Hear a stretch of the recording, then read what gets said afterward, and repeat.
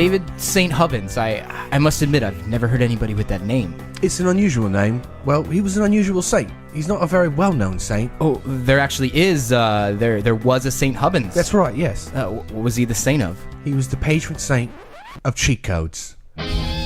Welcome, everybody. It's April 28th, 2016. Welcome to episode 94 of the Cheat Codes Podcast. Thank you for tuning in, and we're always excited to have you with us. The next hour is us drinking a few beers and going over our favorite bits from the past week in video game tech and pop culture news. My name is Joe Erskine, and I am your host. We're coming to you from a sold-out show in England, probably, where we're shirtless and singing about Stonehenge, as you do. Today I'm here with Cheat Codes producer and editor, Mr. Joe Marty DiBurgi Arroyo. Hello. Cheat Codes contributor, Mr. Nick Artie Fufkin Golish. Hey, how's it going? And we're very excited to have audio and music guru on Gang Beasts and Enter the Gungeon, just to name a few, Mr. Adam Nigel Tufnell Kid. Hello, world. Today on the show, we're going to turn our amp volumes up to 11 to get to our main topics. Nintendo NX release details have been announced. It won't be unveiled at E3 as far as we know. But new Zelda will be there, so yay. Blizzard responds to the Nostalrius server shutdown. And we'll look at one man's crowdfunded journey to pimp his book about EVE Online in-game. And for today's lightning round, we'll enjoy a shark sandwich to make sense of the following bits. Hijacked trucks and retailer screw-ups abound with the impending release of Uncharted 4. And lastly, we'll look at Apple's first quarterly sales decline for the iPhone. Everybody panic. Mr. Kidd, thank you so much for being here. Give us a little insight on how things are coming with Gang Beasts and anything else that you're working on at the moment and what might be coming up in the future for you. Life is good. I just finished Enter the Gungeon. It came out, but we finished the very end of all the music and fighting the final boss, the Lich, who's the hidden boss behind Bullet Hellness. And so that was like the week before release or some shit. And then Gang Beasts is now about to enter into the exact same awesome crunch phase. So back-to-back crunch. Polishing every single level, so no one has seen all this new levelness. Every level's getting redone. Basically everything is placeholder art except the way Gang Beasts look. Okay. In the last build that you have, you know. Right. So we're doing that, and then online multi has been integrated. So that's kind of insane. We're going to all play each other this weekend. That's a insane. big deal. That's a huge deal, dude. So, and then there's VR, and then as far as my work goes, I'm just like shooting the last few tasks in the back of the head out back, man. It's great. Nice. My work is really cut out for me, and we have these. There's a few levels. We're doing all the latest levels that none of you guys know about or have seen. Okay. So that's happening. I did these 2 new theme songs, and then we're finishing all the sound design. So going through every single level, and I do like fucking fence rattle and box break and Nice. Gang Beasts fall in fire, Gang Beasts almost fall in fire, glass break, so on and so forth. .mp3. Yes. Yeah. So do you go out and record all the Foley for it? Yeah, so I do a mixture. Like I always do. I have like a vast sound library, but I kind of use I'll use the sound of a screwdriver being dropped inside other things that are not. So I never do literal things, and then I do a ton of Foley, and then because Gang Beasts actually, oddly enough, when I first with Gungeon, Erica Hampson did the sound design, and she got to do all this awesome non-literal sound design where it doesn't have to sound like bullets hitting the floor or footsteps. Like you get to translate a bit. Like in Spelunky, there's really great sound that's like that. Right. You know, sort of figurative. And then, but with Gang Beasts, I tried that and it sounded like shit. It was too cartoony. Like they're so cartoony, you needed to really hear like a head hit metal and, you know, breaking wood and all this stuff. Make it a little bit more literal, so to speak, yeah. Yeah, not for whatever, you know, it's like actually the way to go. So now we're just finishing all that. But I want it to really be really consistent, you know, like Wii games. That's kind of the aesthetic. It's like Jay Dilla meets Wii. Is what I'm going for. That's fantastic. They're so colored and they're like popping, and you want to for me, I want to put them in my mouth, you know. I'm just gonna call it like donuts and bowling, dude. Donuts and bowling. Exactly. There you go. So It's great, man. And then, yeah, it's good. We're finishing all the mini games, and it's awesome. We're working on like some open area stuff. I won't talk about it too much, but we're trying to make like, I think it's really important because I watch Stumped stream a lot, and they have such a blast. But they're like 4 best friends, and I think it's really important that we make a mode where you can like play Gang Beasts like you should, even if you're alone in Iowa. Okay. So we're trying to make something where there's like a, cops sort of riot, waves, open area, brawling thing. So you can get yourself in trouble and be alone. You don't have to have friends. I like the way that sounds. Sounds fun. Yeah, Absolutely. yeah. I like it. That's legit, dude. That sounds great. GTA 5 Gang Beast style. Like, Yeah, really. the cops. 5-star level. Yeah. Like, now I need to escape. And like, the game lends itself to that. So hopefully we can get that kind of stuff going. And it's, because Gang Beasts, like, it's the only game I might ever work on where you're making it, because it came out with placeholder art and wasn't really finished and blew up. It's the only time you have to make something more of what it is. Generally, it has to be like more ninja because it's a ninja game, or more spacious because it's a puzzle game. But like with Gang Beasts, you just have to watch people play it and be like, wow, it'd be great if they headbutted. And add a headbutt. So when we did headbutt, it was me and James, and we were sitting there. I don't know, it was 2 a.m, and we were not supposed to be doing what we were doing, and we like kind of got this fake headbutt going, and then we turned it up to like 20, so the headbutts were really strong, and we just fucking giggled for hours, man.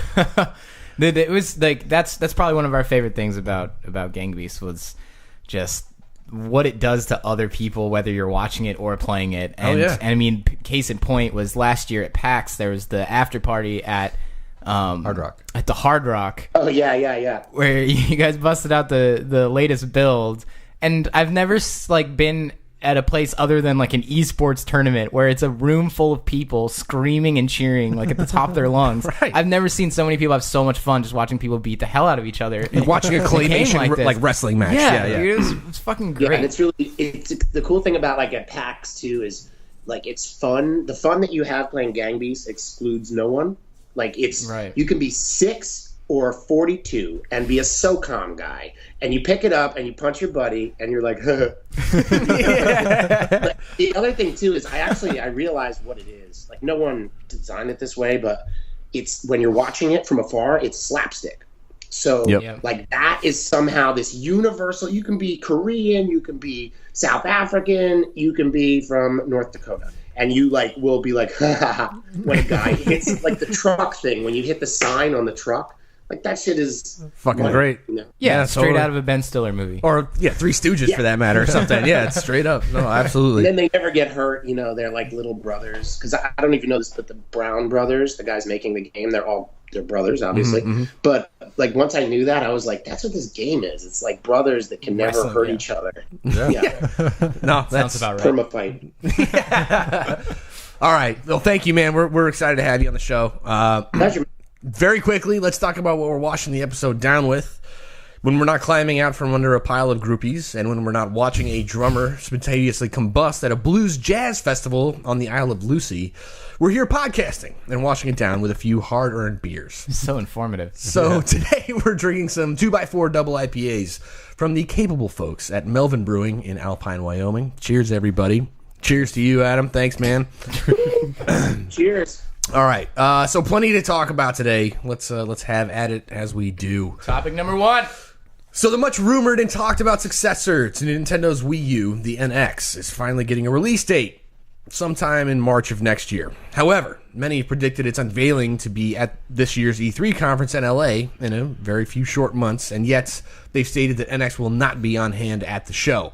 However, some news will still be distributed at the very least, and they are bringing the new Zelda for people to try out, which has been billed as their main focus. So there's that, I guess. When I saw the headlines on this and they were like, "Oh, new Nintendo console," I was E3's a good place to mildly hyped, yeah. And I was like, I can't wait to be at E3 and check this out. This is going to be fantastic. And then they were like, "Yeah, fuck you.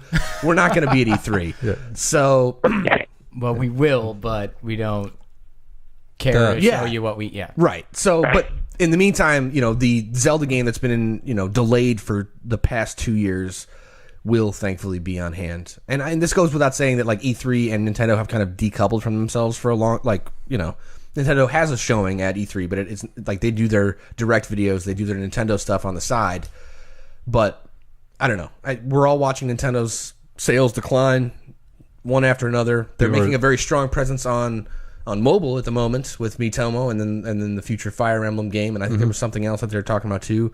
But even amiibos cannot seem to save Nintendo. So how no matter how many butts you put them on. Right. I had to bring it back. So I want, you know, we'll go around the horn here a little bit, but initial reactions, is it, you know, just spill it, I think fellas. I think it's funny they're releasing a game that they say they're going to release on the next console that they're not going to reveal any information about at E3. They're like, okay, Zelda's coming out. It's coming on the Wii U. We know you don't like the Wii U, but it's coming out the NX also. But you can't see the NX this time. So it's like, it's like what? Beautifully cryptic Nintendo. I'll pass it off because I agree with Nick. Exactly yeah, fair enough. Adam. Yeah, the second I hit the link, I was like, oh, I guess I'll dust off the Wii U.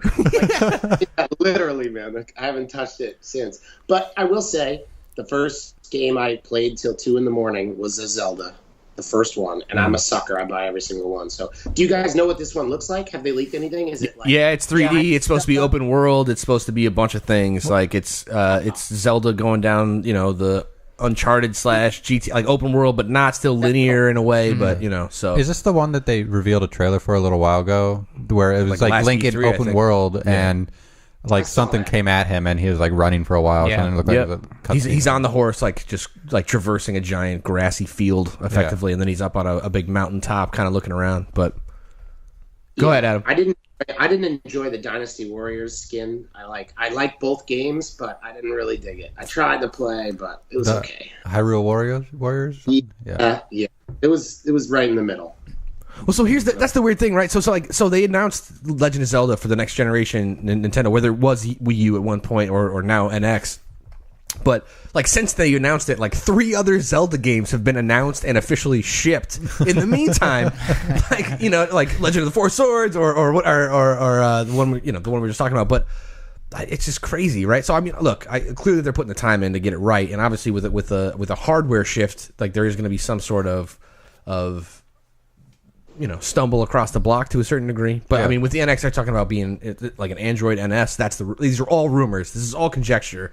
But they're talking about Android OS. They're talking about a super weird shaped controller that's going to have a screen on it, similar to the way the Wii U pad is. But it's going to be strange, man. I don't know. Like, why can't we at least get a prototype? Like, even if they're going to run it on PC, like everybody fucking else does, like, just run it and be good. Like, I don't know, man. I don't know. Maybe this is what I think would happen. I think it's a long stretch. I think it's kind of a conspiracy theory. But do you guys remember a little while ago when like a few images, like fake images leaked of the new NX controller, where it's kind of like this oval shape with like these buttons on it, or like these control sticks. And I'm thinking, because that's what the patent actually looked like that Nintendo filed.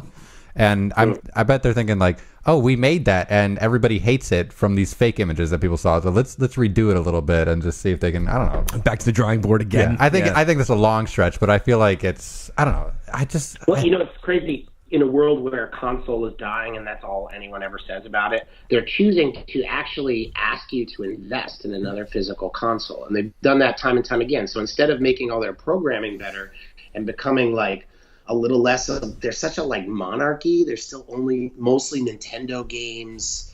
They're just not opening up. And instead of doing anything that players would be interested, they're going to like ask you to get another car. You know, it's you're effectively leasing Nintendo consoles at this point, right? Like, and I'm probably gonna do it, but sure. They are like, because I like the fact that they do that, but I wonder who behind what doors. Like, you know, it's risky to do console games, and they're like, well, let's do a console.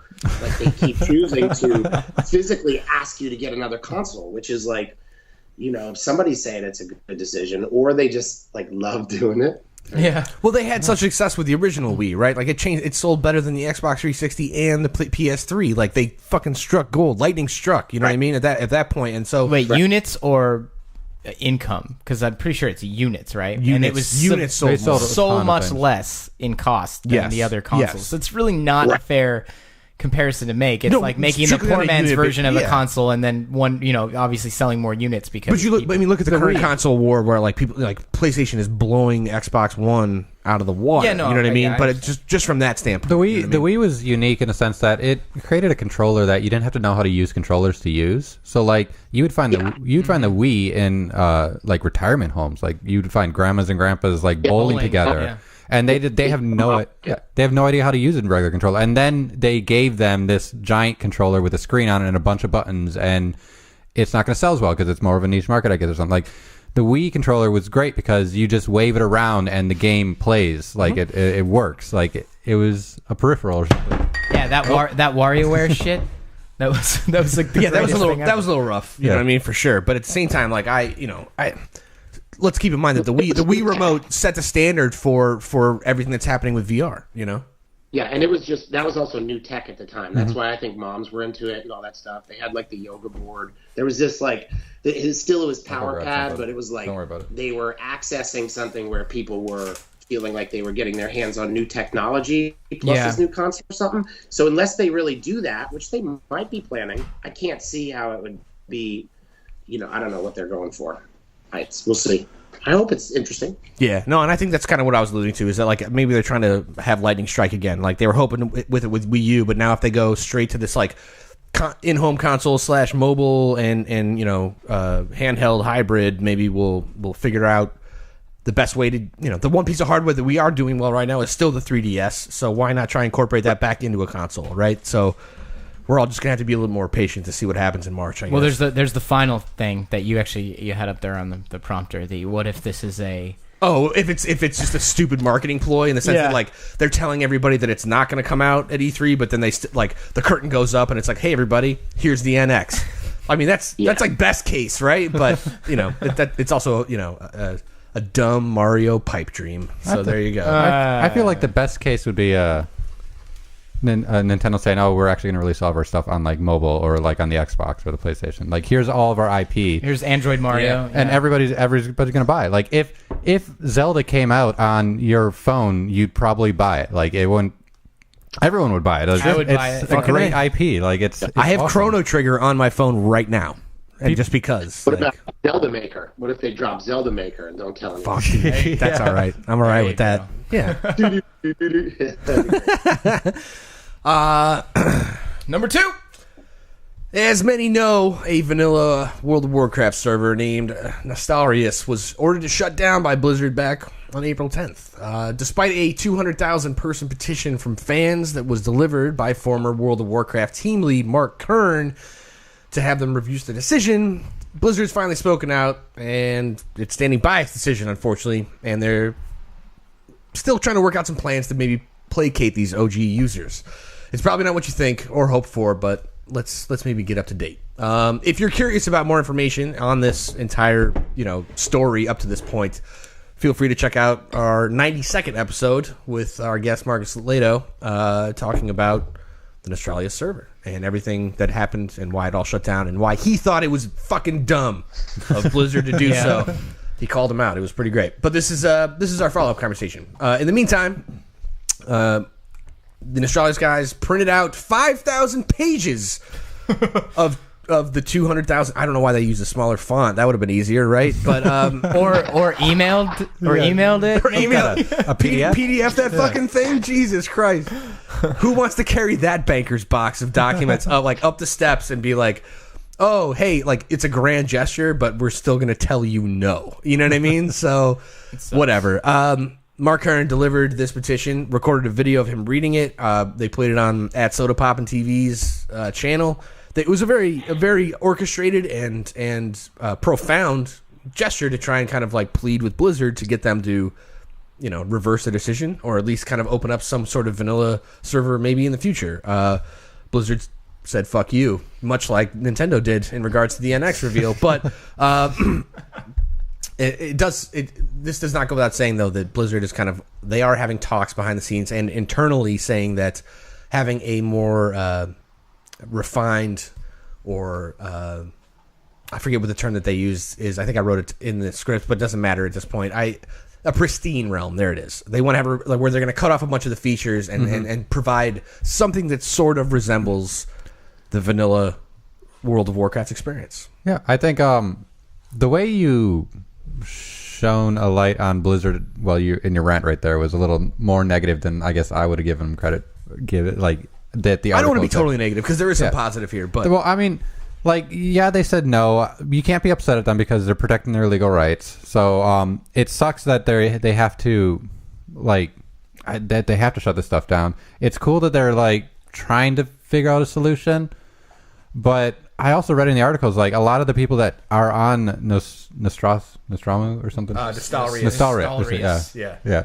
Good luck pronouncing that. I was getting confused with the time dragon from the game called Nostramu. No. Yeah, okay. No. But, a lot of them said they wouldn't pay for a subscription if they had to. They were playing this because it was free, and that's right. And that's kind of fucked up. Yeah. That's not really. That is screwed up. That's on the people that were playing. If they had a real subscription, they're playing real WoW, and then they're playing the vanilla version on the side. Then I feel like it's okay because they're paying for the game still. But I don't know. It's like if we held on to our alpha build of Gang Beasts, and we were we're good. Well, wait, can I still get the sausages in the alpha build? Yeah, no, we take them out.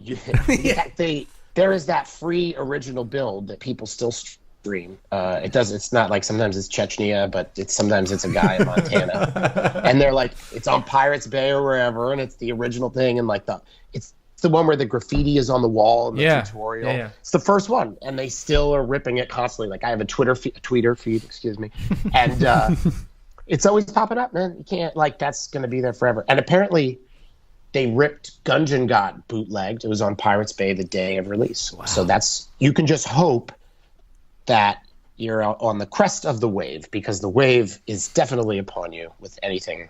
Yeah, and it will eventually crash at some point. So there you go. Yeah. But you're right. You should pay for it. Something like this, from what I understand, it's if you're just a fiend for Warcraft, you would play this also. But if you're playing this as the free WoW, that's not how it should be. It's a bit shady. I feel Yeah, I agree 100%. I like what their alternative was. They're gonna release the current version of the game, but without all the boosted gained experience, right? Accelerated leveling and all the easy dungeon finding group stuff, all the cross realm stuff. You have to walk to your dungeon again. That's basically what people wanted in vanilla. Bummer. It's what people. No fast travel. Yeah, people wanted that in the vanilla server so that they could have a more hardcore experience. I'm holding my hands up. So there's no public transit in WoW. There's no bus. There is, but no one wants to get on the bus. You can get mounts. Smelly. There's mounts. That's about as good as there's zeppelins, and there's a few ships, and I think an underground rail or something. But that's not going to do. I'm not walking in my dungeon. But that's what people want. The current version of game, the gameplay mechanics are so much better. It's better balanced. It's a better gameplay experience. And if they take out the things that people were complaining about, the things that made it too casual to play and made it more of a hardcore experience, these people would be just as happy about, I think, with it. Even if it wasn't just the vanilla stuff, they'd get all the new stuff and the same feel of the old game. Well, so here's my counter argument to that, and this echoes kind of the statements that we had in episode 92, and to a certain degree, it's you can still have all those things by buying the traditional sets of the game, and I'm not even talking about the money influence here, but why not let these 200,000 people, as opposed to the 10 million people that are still playing regular paid Warcraft, why not have this small demographic, small vocal minority, to have their thing and leave them be? What's the problem with that? I get that there's legal issues. I get that. Then But that just becomes a question of when is it... Right, exactly. Yeah. Because the moment you say, okay, here's a small pinhole for you to... when does the hole become big enough for them to be now we suddenly care? At some point, right? They're saying, oh, well, you're not big enough to care about is not a good reason to not take action, because then you're admitting that at some point you care and you didn't before. Okay. So, I mean, what if it becomes popular because it is free, and it already is popular, but it goes from 200,000 to 1 million people? What's interesting about this is it brings up this line between fan art and game skinning. Not literally, but there's something where you enjoy it so much that you've copied it. You create a parody of it almost. And now you can't have it anymore. You know what I mean? True. It's true. It's too. But I mean, and I think that like when you're impersonating Elvis, it's all good. They're not going to come and be like, "You can't be him." Well, like you're either so big that you can be parodied like crazy, or you're not big enough, and if you're parodied at all, it's not allowed. Yeah, but So then, what's up? Is WoW big enough? Like, when is WoW the Elvis? Well, clearly not video? then, right? That's like clearly Isn't it not. though? What's the WoW? What's Elvis then? WoW is not Elvis. Well, no. Mario. WoW. Is Mario Elvis then? No, Yeah, who's Elvis in the game? Definitely not, because Nintendo will fucking shut you down if you make a single 15-second fan film on YouTube. They'll fucking come after you. So does that mean that games aren't big enough? Because I think they are big enough. I think they are too. Cracks, I just think that but the they don't. companies that make them maybe Good for them. defend it to a certain, like almost too aggressively. How? Right. Who Suing is the children Elvis on then? Halloween? No. Sorry. You get a lawsuit. You're an adult. You get a lawsuit, and you're like, "This is my son's name. He's 9." And there's photos of your kid as Mario, and they're like, It's an unsanctioned costume. "Yeah." But it is a good question to bring up. I mean, yes, maybe there isn't something as big as Elvis conceptually, but in the spectrum of the gaming community, what is the Elvis of gaming? I don't. 'Cause The Right. World of Warcraft. It's like the second biggest. It's hard thing to get bigger next, than that. Next I to feel like like League you're of right. Legends. Yeah, I like feel it's It's hard to get bigger than that. yeah. It's Yeah. So why can't they impersonate Elvis, guys? That's my question. Is that Yeah, like, you know, so, right? Everybody's still showing up to the impersonator shows in Vegas. Why can't the guy in fucking Branson, like, you know, Do it justice. You right. can do it justice. And you look like him. I mean, like, I guess you don't want to go see like I don't know. A bad Elvis? Totally. Yeah, it has to be on brand, right? So they sanction it, and it's an on brand Elvis impersonator. But they would want like the top to be advertising, and then you can play the game down here. Like if you really, it's like if you ever pulled that off. yeah, like, guys, Legion's still coming out in like a couple months, so keep that in mind. You know? I want to be the Elvis where like I just wear acid wash jeans that are almost white, and someone's like, "Those aren't I want to be the those fat, aren't white pants." I want to Someone's be gonna the be really fat acid wife washed. beater Elvis that's like has a handgun in one hand, a donut in the other, and like literally just sitting on the toilet singing songs. Like, Only if you After parachute work in. Elvis. Yeah, yeah, after I want to be the one part-time Elvis. the one from Forrest Gump where Yeah, he shows up. In, Exactly. Yeah. That's it. Bubba Hotep.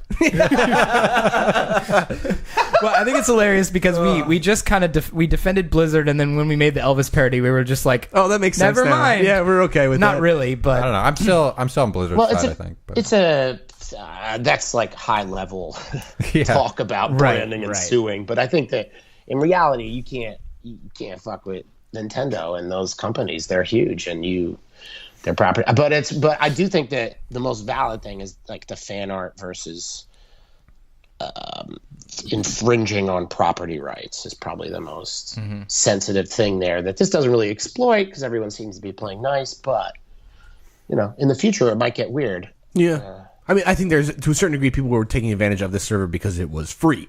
And that's what Blizzard kind of got upset about, but at the same time, like I think the majority of that player base is just a passionate one, is a fan of the game, probably paid for it at some point, and Blizzard got their money for it from the majority of those players.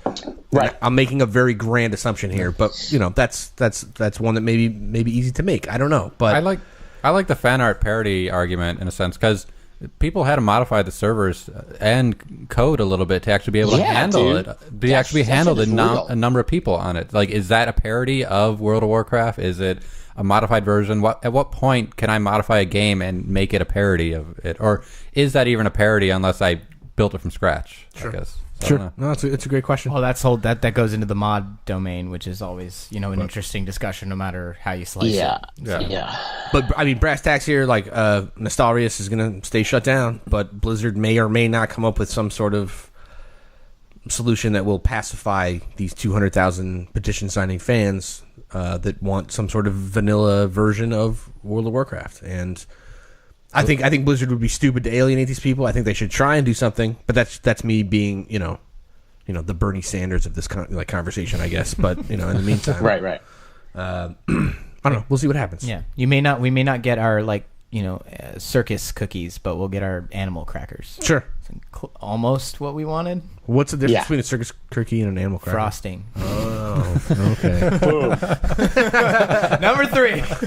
Everything. There's a big difference there.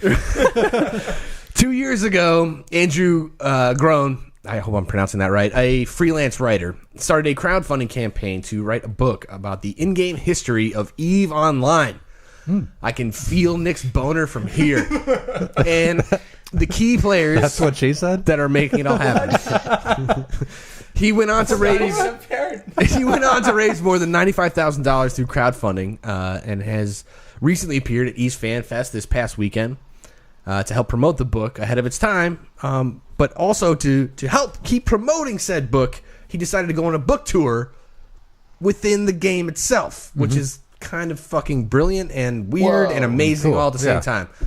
So to promote this tome, he decided to make a book of a tour of sorts, visiting key locations in the game, which acted as major trade hubs to interact with players and talk about the book and answer questions.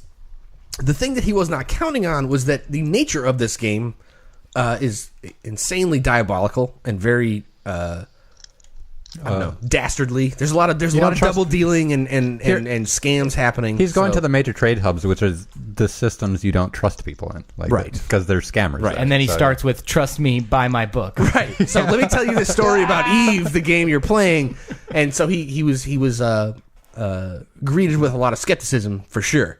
But what his answer to that, which is like the coolest part. This is amazing. I love this. Right. He's just like, okay, well, if you don't believe me, then here's a copy. Here's my Dropbox address. Here's the link to go and download the book, and you can go read it for yourself. You can have it. So he's like, just give it to you. I'm gonna shut you fucking down right now, motherfuckers. Like I'm gonna give you the thing that I'm actually talking about. Well, I don't think he's really real, motherfucker. I'm real. I don't think he's that mad. He was just like, I don't know why you got so mad, Joe. He's just trying to convince people, like, hey, you can believe me. Here's the book. Like you didn't have to be upset about it. Yeah, this is I just Charlie Murphy'd it. This is great because the previous topics kind of feed into this one well. Like it's the Elvis situation or whatever, where it's like, look, maybe I'm trying to. It's like kind of inverse Elvis. I'm trying to become a name that everybody knows, so I'm willing to just give it to you for free now. If hoping that you'll support me, please don't later proliferate it unless you want to give it to one or two friends. Was kind of his argument. Yeah, he was like, please don't. Like, but I can't stop you in the long run if you want to. You know, which was kind of a cool thing. And like he took a huge gamble to do this. Also, kind of a smart one in the same. Like instead of spending a bunch of money traveling around and actually doing a book tour, as most authors do. Also, I think like with music and book, you gotta face it. Like, it's not business ain't booming. Yeah, sure. True. Very true. So you get 700 billion downloads because of this EVE thing, and it behooves you. Like, I think that otherwise you're screaming in a void, man. So I think that, or not, there's enough fans of EVE that it could do immensely well. But I think at the end of the day, you can't really, especially if it's in game and in world, and now we're talking about it because it's on a game site. It did what it was supposed to do. Exactly. Like, it made word of mouth where it could have just been book online. Yeah. So, this is to clarify for everybody, the way it started, it was like a Kickstarter or something, right? Yeah. The guy, he wanted like $12,000 to be able to make this book on the history of EVE. He got 90-something thousand. Almost 100. Yeah. And he did okay. Yeah, he did all right. He said, he's like, I've lived off this for the past 2 years of my life. Like, while I've been writing the book and delivering the thing that I promised to do. But. Which is really cool. And then this year at FanFest, he got to tell the first few chapters of the story. FanFest every year is the EVE BlizzCon, pretty much. It's everyone goes to Iceland and also big enough. Space drinks a lot. Yeah. I want to let you finish, but I just have to point out how important FanFest is. That the president FanFest of the is a country, big fucking deal. Yeah. The president of Iceland shows up and gives a part of gave the speech. a speech this year at FanFest to close out the FanFest. Yeah, this FanFest was awesome. They had the president there. They had some NASA guys there talking about how we're going to Mars and everything, which was a little weird because they're talking about like Americans going to Mars in another country to like a group of people, a group of Europeans or something. So I don't know. Americans, man. Yeah, those Americans. It's fucking Americans. Mars. I'm going to Mars. I'm going to Mars. What's cool about this is that he's smart about it in the sense that he's not going to travel around the fucking country or whether it be Iceland or America to pin this book. But he also wrote it for a very niche audience, right? Like he's writing it for players of Eve or people that have been involved enough to be curious about the history of it, right? Well, that's what's great about this game is like there is a history behind it. I think it's real. Really cool. Eve is real. Eve is real. If you guys don't know, Eve is real. You can search that online, and it's a true thing. Okay. And it's real. What he just said was real. Yeah. Brought to you by Nick Golish, our Eve correspondent. I think the girl from the Bible? Yes. Yeah. She's real. She's at that one party with the dude. And that snake. And the bones. Food. The chest bones. And then Beyonce wrote an album called Lemonade about it. It was great. No, see, okay, back to topic. Dude, let me just say right there, Lemonade is more interesting than the Bible, or at least that party. At least whatever party they were at, Lemonade is far more to me. Fair enough. No argument. The only good parts of the Bible are Genesis and like the end and Revelation. So that's about it. Yeah. It's the beginning and the end. Everything in the middle, whatever. Yeah. So it's like the brother kills the brother. I like that. So it's like a jazz. It's like a jazz solo. Yeah. It's like the way you start and the way you finish. Great. That's everything all in that between. You can do whatever you want as long as it ends and begins on the right note. I'm sure there's some artist out there that has like their album and the first song's called Genesis and the last one's called Revelation. All right, yeah. Okay. If there's not, then there's a band called Genesis. Yeah. Oh yeah. There's a game console called Genesis. It's a revelation. They were a revelation. Oh, this is great. So that topic, I think the funniest thing about this is that it seems so obvious that he did what he did, because if you are given a direct avenue to your demographic, why wouldn't you use that method to contact them? Well, this is like and if he did it in person, I'd be like, what a dumbass. Well, like, there's just no way. It doesn't make any sense. Well, there's you can equate this in some ways to like a news reporter going to some foreign country to be able to do like be a story correspondent on it or in the field. Yeah, like this guy is going into the field to do research and do work, and he's like a bard, which is interesting. I mean, that was long before media and telegraph, a guy would go. He was a poet, considered a poet, a bard, and he would sit on a hill where cannon fire couldn't hit him, and he would write that shit down. And then he would go to the next town, and he would go, in the valley, this happened, and this guy died, and that guy lived, and all this happened. And basically, that's not only how you got the poet. So, like, poets started as shitty war reporters, right? It was not art. It was not haiku. It was not about love. And then eventually enough of them were good that they got famous and could work when there wasn't a war. And they started to write about gardens and love and relationships. But initially, like, that was what you did. And that's the second I read this, I was like, wow, this dude's like a DigiBard. That is great. DigiBard. Because I see him on a hill. I see him on a hill where no arrows can hit him or magic blasts. And he's just like, boop, boop, boop, boop, boop, you know. And then to have that, back then, no one would have wrote it down. And when I read this, too, that was my second thought. I was like, wow, he's the only dude doing this, you know. And I think that makes it relevant in a way that is significant even to people who don't know what Eve is. Yes. Okay. Everything you just said, 100%.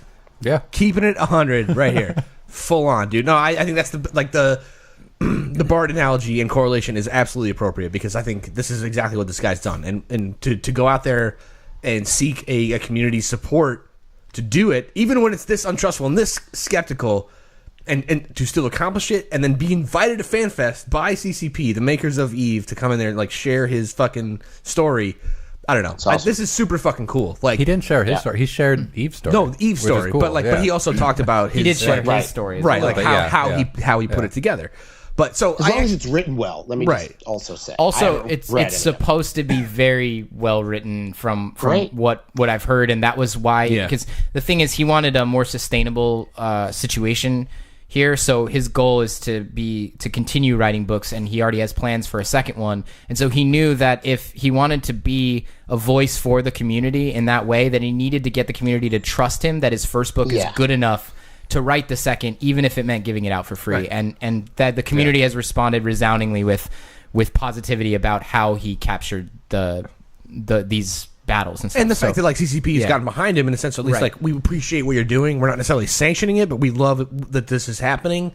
So I'd venture to guess he's a good writer. I don't think the whole community would back him if they. No, didn't honestly, what- like I kind of like I don't care about Eve all that much, But but you'd read this maybe? but I would kind of read it because it is so deep and just How are you going to fucking- know what happens to Stannis Baratheon if you don't?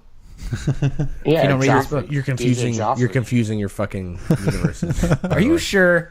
No, it's like how do you know what's going to happen to Bob? Yeah, right. How do you know what's going to happen to Goons? Like Well, They better Goons, show all me that- that Wog Boy. I want to see that fucking Wog Boy the whole season.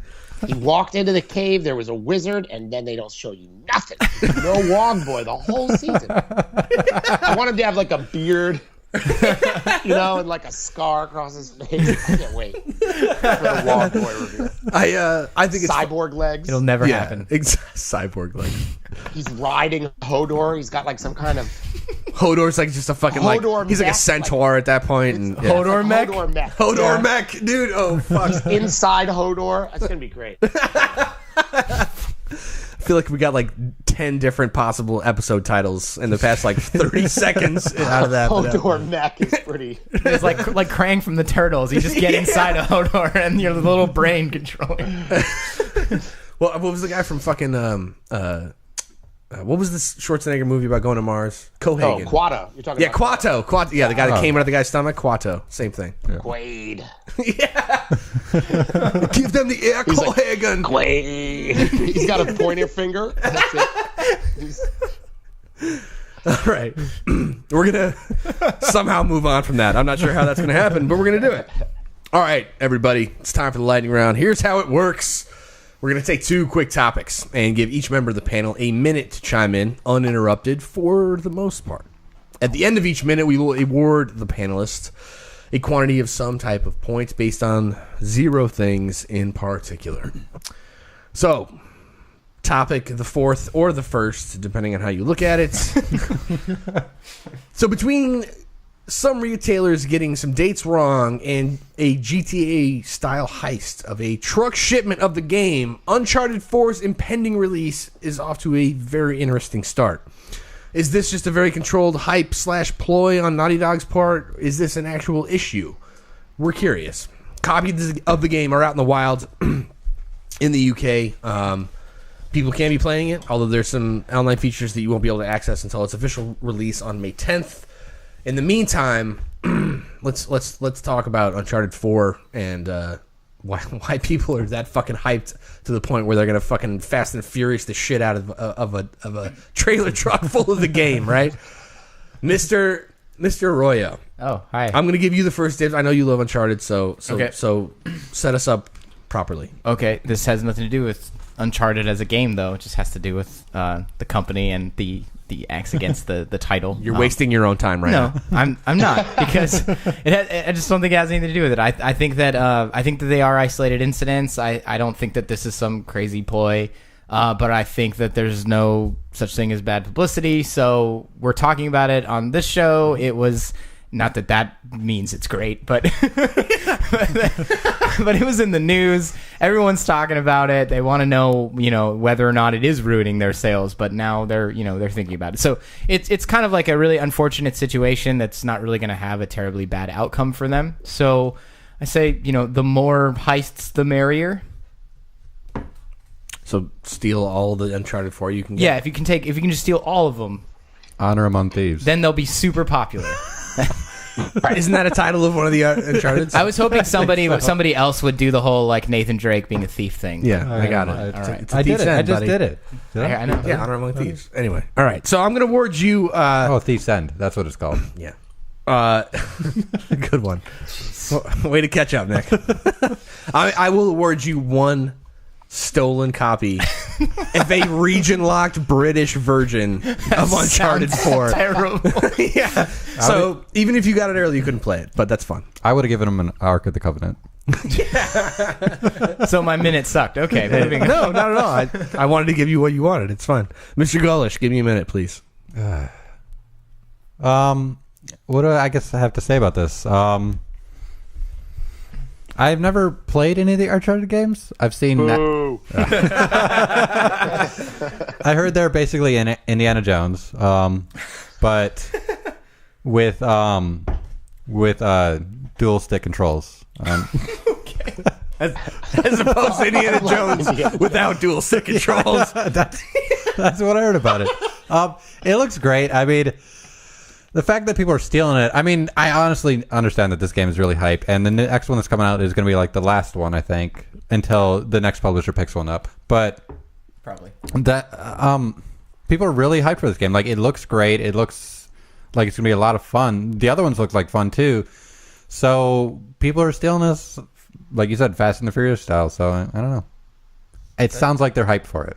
That's okay. I don't know. That's a good point. I think. I'm gonna award you one adrenaline syringe of hype. So the next time you overdose on Uncharted, we can revive you with a syringe of hype. Oh, I've always wanted to stab him in the heart. Yeah, right.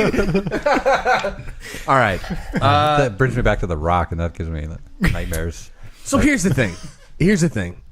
I'm going to take the next minute, and we'll give our final one to our guest. No? Don't? Okay. No, go for it. You sure? Yeah. Thank you. I have your permission. Is that it's allowed? I think it's a weird thing. This whole like truck heist of video games is not new to Uncharted. This is like kind of like a rampant thing in England apparently, where like anytime a big video game gets released, there is, you know, GTA 5 for instance was subject to this, and Uncharted is the most recent one where there are a very determined group of individuals that feel the need to go all Fast and the Furious on these particular trucks to deliver these things. I think it's you know what it means. It means video games have arrived, guys. It's not a truckload of fucking gold bars. It's not fucking doubloons. It's not fucking newspapers or cigarettes like it wasn't Goodfellas. Right? Exactly. It's fucking video games. Like there are fucking dumbass Joe Pesci / like Robert De Niro gangsters out there robbing trucks in horrible suits, and they're just like doling out Uncharted to the fucking masses, Robin Hood style, and that's really kind of fun for me. I love that image. Dude, they're in the ghetto where no one has a fucking PlayStation. Yeah, right, or a PlayStation. Exactly. Just like handing out the game and they can't play it, and there's like just a forlorn kid just like standing there being like, what the fuck do I do with this? I can trade it in a GameStop for an amiibo. That's what they can do, right? So we all know what we can do with amiibos. Adam, as the host, and as you as our guest, it's your responsibility to reward me points on whatever scale or denomination you deem necessary. Like a Maltese Falcon. Like what I can give you any. Sure, you could give me whatever you want. I'll give you a sealed copy of Indiana Jones. Which one? SNES. Oh yeah! Okay. Wow. All right, that's a good one. I'll take it. Thank you very much. Yeah. If only Nintendo wasn't going down the drain. Yeah. Adam, you have the last minute on this particular subject with the Uncharted tales. This is all new to me. I also don't play this map making game. I don't know why you can't finish the map. It's been 4 already. So, but I will say that I like the idea of a AAA game. So a AAA game, I make a AAA game, and then I fake truck robbery of it in England, but it's the United States region copy. So we're good, right? So this thing hits the streets a week before, and they're just all these kids running around sticking the wrong region copy into their Xbox, but you still have all this like gunslinging. And I hope he finishes the map. You know, I think it's important to get where you're going. Oh my god, that's so good. Well done. Can I give him some points? I want to give him. Yeah, go ahead, fellas. Go ahead and give him some points. I give you one copy of Sarah Bareilles' Uncharted song. Yes, that's pretty good, actually. I was gonna give him map quest directions. Oh, I was gonna say I was gonna say a PS4 because Uncharted is exclusive to PS4, but that's fine. Right. That's cool. You remember when you used to print out your map quest directions and then it would never take you to the fucking right place ever? I never had any problem. You were close. You were close, but always like a half a block away. Yeah, it's fine. Yeah. All right, lightning round number 2. Apple has reported its first sales decline in 12 years for the iPhone. Yeah. Has it peaked? Is Samsung the new Apple? Is this a big deal? Should we panic? Is Android? Sorry, that just came up out of nowhere. Is Android finally poised to take the crown as the king of mobile OSs? Osses. Osses. That's how it reads. But yeah. You want the first? Yeah, I'll take the first one. Go for it. So after 12 years, almost 13, we finally see the iPhone kind of come down off the high horse. I feel like every website, every article that I read about this was trying to make a big deal of holy fucking shit, the reign has come to an end. The same way that old sports journalists would have talked of the wooden era of UCLA basketball or something, or it was bound to happen eventually. It wasn't going to stand up to this kind of fucking pressure and everything else forever. And even fucking Tim Cook came out and said it was oh yeah, everybody's really excited about the 6 or the 5E or whatever the fucking new thing there is. We stopped making bigger ones. We went back to the little one, and everybody's really excited about that. So sales slowed down. What do you want from me? And I was yeah, he's probably fucking right. People are still going to fucking talk about. Is my minute up? What just happened? Your minute's up. Okay. Sorry, that was my doorbell. No, no, it's fine. I just think whatever. I still have an iPhone. I'm happy with it. I'm not worried about Apple in the slightest. So there you go. Cool. What does Erskine get for that? How many iPhones do you want to award How him? many iTunes credits? 1 Apple Watch. Zing. God damn it. Pretty great. Them wearables, bro. Them wearables. I love that word. All right, Mr. Gullish. Hey, how's it going? Talk to me for a minute about Apple. This one's a little weird for me, I guess, because as an Android user, I've never owned an Apple product before. I've used Macs before, which I guess counts as an Apple product, but yes, it's not really.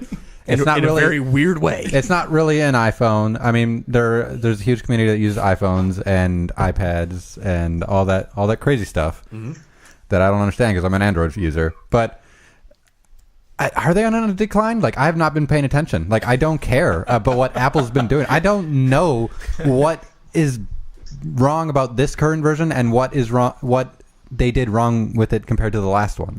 Are you as an Apple user telling me that you are now disappointed with your Apple products and your decision of living an Apple lifestyle and buying all of your Apple products? I don't this just validates myself more as an Android user in a way. And I have no problem with people who use Apple products. It's just you're coming to me telling me you're having a problem with Apple products, and I'm okay, I don't care.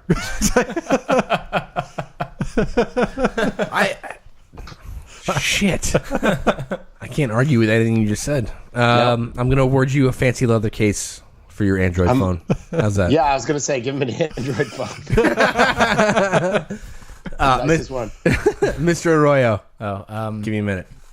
Yeah, it's tough because this is turning out to be one of those topics where we just kind of agree around the table on the lightning round. But it's the whole Apple fanboy thing that maybe might be dying off. I remember that you used to be a part of. Well, everybody and their mom wanted to take the Apple sticker and put it on the back of their fucking car or their Trapper Keeper, and it's just to prove how much they loved Apple. And I don't really see that anymore, actually. So now it's really maybe it's finally about the product, which is great because I'm so fucking sick of Apple running around and claiming that they're doing something for the first time when they always are doing it second. Apple always does the thing after some Android phone or Samsung phone has already done it, and then they always claim it's this new cool thing, and all the Apple fanboys are yeah, it is a cool new thing. Maybe for once they realize that it's already been done, and the sales are starting to reflect that. I can't believe it took 12 fucking years for people to realize that. So you're giving credit to the consumer base for getting smarter? We're wising up, maybe. No, I think maybe. I'm giving credit for them getting bored. Okay, honestly, I'm gonna give you one Apple iPencil, which is the same thing as a Microsoft tablet stylus. Okay, stylus. He still says stylus. Fuck off! I don't care, Mr. Kidd. Mr. Kidd, if you would be so kind to give us our final minute for the day so we can wrap up the show about Apple's sales decline, I'd appreciate it. I think that it makes me think of our conversation about Nintendo, and that you are they are in the business now of revealing the future to you. And it's going to have to miniaturize, and it's going to have to accessorize, and they're going to have to like sort of, I think that what has been to their detriment this, whatever, I don't even know if it was this year. And honestly, I don't really even know how to their detriment it was, but that watch is like, you missed. And even your uncle can see that and be like, who needs that Hui watch? And I think that when you look at the iPhone, your uncle, you give him the phone, he's like, I could swipe the middle, and I love. And they like, everyone sold that tech, like the Wii. We were talking about the original Wii. You're like, this is technology. So, but they're going to hit this thing now where tech, like with VR, it's not really the future yet. It's kind of cool, but it's not take me away, Johnny. You know, so you're going to get, you hit a wall, and they, I think, have hit their wall where they can keep reinventing everyone's concept of the phone. 2 phones ago, I watched the big Apple reveal, and I felt like they were just not saying, but constantly saying, this new camera is amazing. and they're like, you're going to call everyone on this new camera, you know. And I think that there was multiple iPads I had no interest in pursuing because I'm an audiophile, and all you do is make my pictures of my kids, I don't have kids, show up clearer. It's like, so for me, they're trying their best to like bring the future every time, but you can't, you know. So they got an I'm gonna award you a Samsung S7 Edge, my friends. And you can be just as cool as Fetty Wap in that, or not Fetty Wap. What's his name? Oh, Lil Wayne, when he pours Wayne, water. yeah. Oh yeah, just pour some fucking champagne on that shit. I would love that. All right, cool. Water. I would also like to award you a camera that takes great pictures in low light. Oh yeah, I'm into it. Higher res than the last one, by the way, that I sent you. But it sticks out a little bit from the phone, so when you set it down, the phone doesn't sit down. Exactly. No red eye, dude. That was no red eye. Yeah. That was firmly and concretely a very solid minute. And I think you wrapped up the show very well. One of our best minutes. I think. Sure. Boom. Thanks for having me, I'm great. I'm grateful, man. Episode 94. We're coming to a close. Adam, thanks so much for being here, man. We're stoked. It's my pleasure. Thanks for having me. No, dude, I hope we can do this again in the future. We're stoked to have had a chance to chat with you. We're grateful. If you'd be so kind, please tell the folks where they can check you out on Twitter or on SoundCloud or wherever, so they can make sure they know what's happening out with you. Come find me. My Twitter handle is Dose1Tweets, and I'm verified, so you can't miss me. I don't know. I paid. There was this guy in this alley, and the next morning I was verified. I don't know what. Really That sounds right. That sounds right. You got these cheeseburgers, man. I got rid of all my cheeseburgers. So, and then you can find Enter the Gungeon on PS4 and Steam. It's currently in the homes of all these happy people. And Gang Beasts is coming later this year. I can't really say when, but to PS4 and Steam. Love them and, both. And then Catacomb Kids is another amazing game I'm working on, which is early access on Steam. And I'll be making games till I die. So awesome. Talk to you guys in a little bit, and there'll be more. Keep it coming, man. We love it. We love all of it. Keep it coming. That's awesome. Thank you for being here, dear listener. I know that we're always curious to hear what you think. So please hit us up. CheatCodesPodcast.com on Facebook and Twitter. Get in on that conversation. Fuck, man. It was a good episode. That worked out really well. Remember, everybody, it's a fine line between stupid and clever. See you next week. Cheers. Later, everybody.